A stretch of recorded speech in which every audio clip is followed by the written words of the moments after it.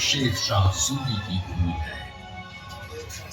इसी भूमि पर गुरु गोविंद सिंह और वीर कुंवर सिंह जैसे परम वीर जन्मे हैं और यहीं पर राष्ट्र कवि दिनकर और साहित्यकार रेणु जैसे विद्वानों ने अपनी कलम से दुनिया को प्रेरित किया है।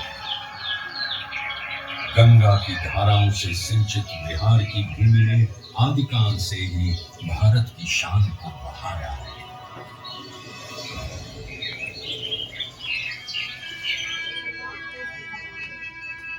पर जिस बिहार ने सदियों तक नालंदा, विक्रमशिला जैसे विश्वविद्यालयों में ज्ञान और मेधा से पूरे विश्व को राह दिखाई थी, वो 20वीं सदी के आगमन तक खुद अंग्रेजों के अन्याय और दमन की जंजीरों में जकड़ा हुआ था। ये वो समय था जब अंग्रेजों ने भारत को पूरी तरह गुलाम बना लिया था।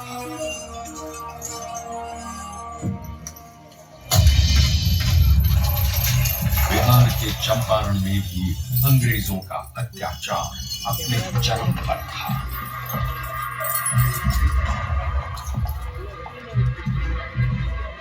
चंपारण की उपजाऊ भूमि अंग्रेजों के लालच के कारण जबरन नींद उगाने को लाचार थी और धीमे धीमे बंजर हो गई थी।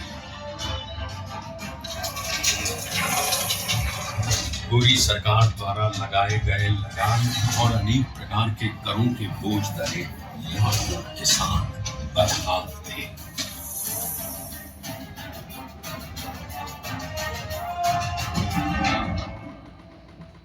और जब पूरा चंपारण नाउम्मीदी के अंधकार में डूबा हुआ था, तब उस जमीन पर एक महान आत्मा का आगमन हुआ। पंडित राजकुमार शुक्ल के बारंबार आग्रह पर चंपारण आए गांधी जी को उस समय इस बात का बिल्कुल भी अंदाजा नहीं था कि बिहार से उनकी ये भेंट उनके जीवन की सबसे महत्वपूर्ण घटना बन जाएगी। अंग्रेजों द्वारा किए जा रहे अन्याय और दमन से उत्पीड़ित किसानों को देख पहली बार भारत की अवदशा से अवगत होकर उन्होंने चंपारण में कहा, मुझे नीलहे किसानों में सत्य दिखा। भारत भूमि पर यह पहली बार था जब अन्याय और बर्बरता का जवाब सत्य और अहिंसा से दिया गया। उनके नेतृत्व और सिद्धांत से प्रेरित होकर बिहार के सर्वश्री ब्रजकिशोर प्रसाद, अनुग्रह नारायण सिंह, डॉक्टर राजेंद्र प्रसाद, आचार्य कृपलानी, मजहरुल हक, रामनवमी प्रसाद, बाबू धर्मीधर प्रसाद आदि जैसे नेतागण भी इस आंदोलन में कूद पड़े। सत्य और अहिंसा पर आधारित चंपारण सत्याग्रह आंदोलन एक नूतन प्रयोग बनकर उठा, जिसने भारतवासियों को अन्याय से लड़ने का एक प्रभावशाली शस्त्र दिया। चंपारण सत्याग्रह के 30 वर्षों बाद लाखों सेनानियों के बलिदान और गांधी जी के नेतृत्व में हुए कई अहिंसक आंदोलनों के कारण भारत स्वतंत्र हुआ।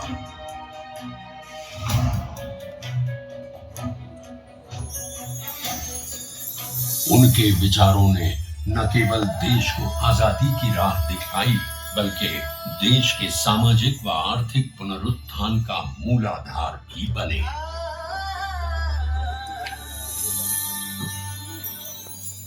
गांधी जी और उनके चिरंतन विचार आज भी बिहार के सामाजिक ताने बाने एवं शासन की धुरी है।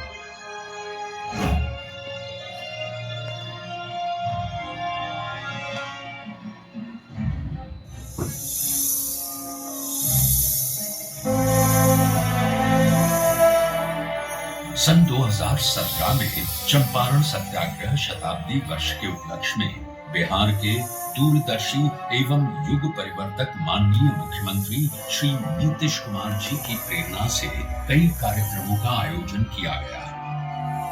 इसमें गांधी जी की स्मृति, उनकी विरासत, शिक्षा और ध्येय को जन जन तक पहुंचाया गया और शैक्षणिक एवं सरकारी नीतियों में गांधी दर्शन को प्रमुखता दी गई।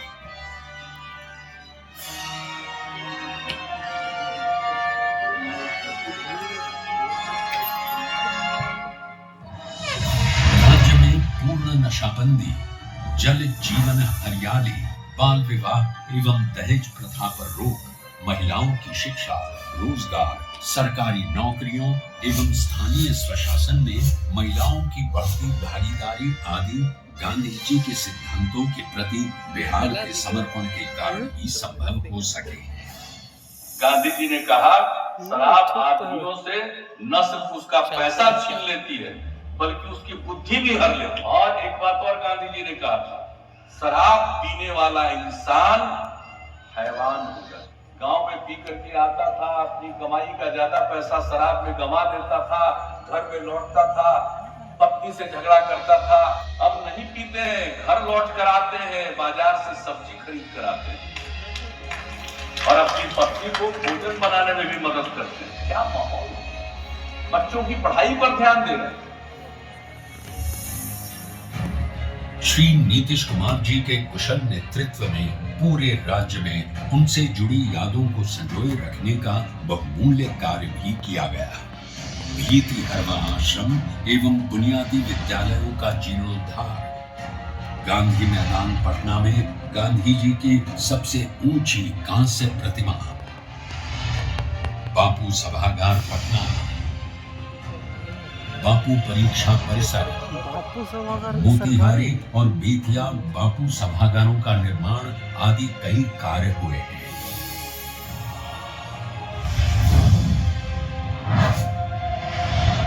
बापू टावर के निर्माण में माननीय मुख्यमंत्री श्री नीतीश कुमार का निर्देश था कि इसे बापू के आदर्शों की ही तरह ऊंचा बनाया जाना चाहिए।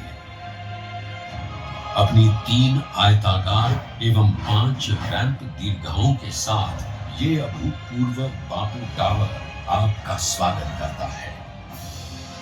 ये आपको गांधी जी के जीवन की ऐसी यात्रा पर ले जाएगा जो आपके मन में बापू की एक अमिट छाप छोड़ देगा।